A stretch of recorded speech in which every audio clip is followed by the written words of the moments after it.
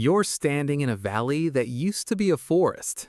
Now it's ice. Not snow, not frost. Solid ice, 2 miles thick in places, grinding rock into dust as it moves. The temperature is somewhere around 20 degrees Celsius colder than what you're used to. There's no fire yet tonight. There's no shelter in sight. And somewhere out there, a cave lion is watching you decide what to do next. This is the Ice Age, not the movie with the sloth, the real one.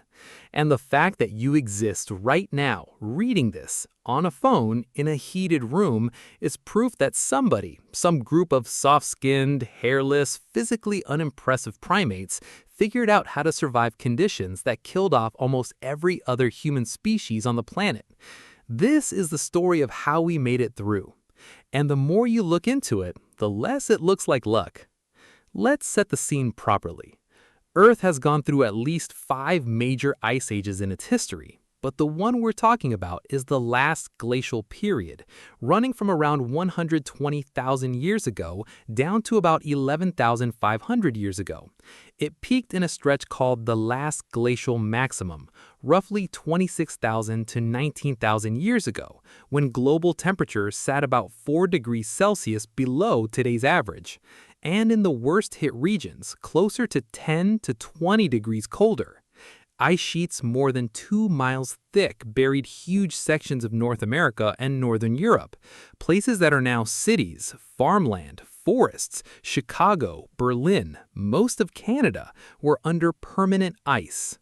Homo sapiens had shown up roughly 300,000 years ago in Africa, which it turns out was an accident of extremely good timing.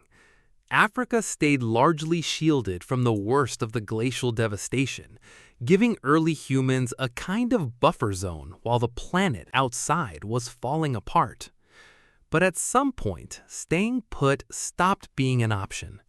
Somewhere between 70,000 and 60,000 years ago, in the middle of this ice age, our species started walking. Not with a map, not with a destination, just over the next hill and the next valley to see what was there.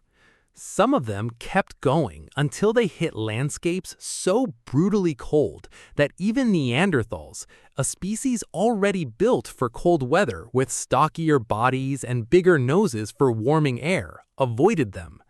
Think about that. Modern humans pushed into environments that a species specifically adapted for cold considered too harsh. That's either recklessness or something else. And the something else is what this video is about. Here's the uncomfortable truth. Almost every other human species on Earth died during this period. Neanderthals, Denisovans, the smaller island-dwelling species like Homo florensis, gone. Only Homo sapiens made it all the way through to the other side. So the real question is, not just how did humans survive the Ice Age, it's what did we have that nobody else did? Start with shelter, because that's the most immediate problem. You cannot outrun a 2-mile thick ice sheet, and you cannot outmuscle a glacial wind. Early humans leaned first on what the landscape gave them: caves, rock overhangs, natural depressions that blocked wind and held warmth. But caves aren't evenly distributed across the planet, and when the terrain didn't offer one, people built their own. In parts of Eastern Europe, archaeologists have found circular dwellings constructed almost entirely from mammoth bones, massive skulls and leg bones stacked and arranged as a structural frame, likely covered with hides. Building a house out of a mammoth. Let that sit for a second. That's not survival by accident. That's architecture. Then there's the cold itself, the thing no shelter alone can fully solve. Humans don't have fur. We don't have a layer of blubber like seals or a coat like a wolf. What we have is a brain that figured out how to fake all of that. The turning point here is a tool so small it's easy to overlook: the bone needle. Once humans could sew, they stopped draping hides over themselves and started tailoring them. Fitted garments, layered clothing, wind-sealed seams. That single invention is probably one of the most underrated survival technologies in human history. It's also why archaeologists can trace fairly precisely when humans pushed into the coldest northern climates, roughly 45,000 years ago, right around when rudimentary cold weather clothing shows up in the record. No needle, no Siberia. No needle, probably no you. Fire deserves its own chapter here too, obviously. Fire wasn't new by the Ice Age. Humans had been using it for hundreds of thousands of years already. But during the glacial maximum, fire stopped being a convenience and became the difference between a functioning camp and a dead one. It meant warmth through nights that could kill an exposed person in hours. It meant the ability to cook tough, fatty megafauna meat into something digestible. And it meant light and protection against predators that had every evolutionary advantage over a barely armed human standing in the open. Now let's talk food, because this is where it gets genuinely wild. Ice Age humans weren't just surviving alongside megafauna. Woolly mammoths, mastodons, giant elk, saber-toothed cats, cave bears. They were actively hunting some of the largest land animals that have ever existed with sharpened rocks and wooden spears. And they weren't doing it recklessly. In eastern France, there's a site near a limestone outcrop called the Roche de Solutré, where evidence shows hunters coordinating seasonal drives year after year, funneling migrating herds of wild horses and reindeer into a narrow valley where they could be killed efficiently and in bulk. This wasn't one lucky hunt. Archaeological evidence shows this same coordinated strategy repeating for tens of thousands of years. That's not instinct. That's a hunting culture with institutional memory. And when the interior became too harsh, people didn't just dig in and suffer. They moved towards the edges. Coastal regions turned out to be one of the great survival strategies of the entire Ice Age. Along the South African coastline, researchers have found continuous evidence of human occupation. But here's the part that doesn't get talked about enough, and honestly might be the actual answer to why we made it and other human species didn't. Cooperation.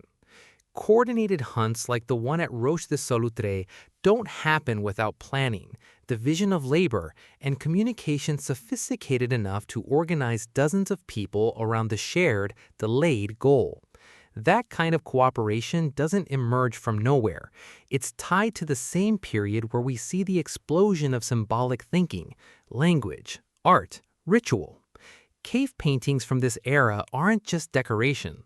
Some of them are functioning as records.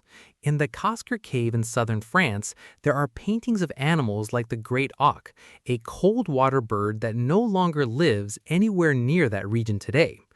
Ice Age artists were literally painting the climate around them, leaving a kind of ecological record on stone walls tens of thousands of years before anyone had a word for ecology. So when you zoom out, the picture that forms isn't one of humans grinding through the Ice Age through brute toughness. It's the opposite. Humans were, physically, one of the least equipped species for that environment on the entire planet.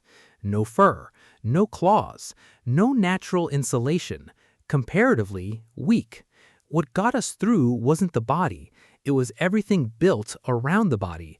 The needle, the fire, the coordinated hunt, the shared plan whispered around the flame the night before a hunt, the willingness to walk toward the coast when the interior turned hostile, the memory of a successful hunting ground passed down until it had been used for tens of thousands of years.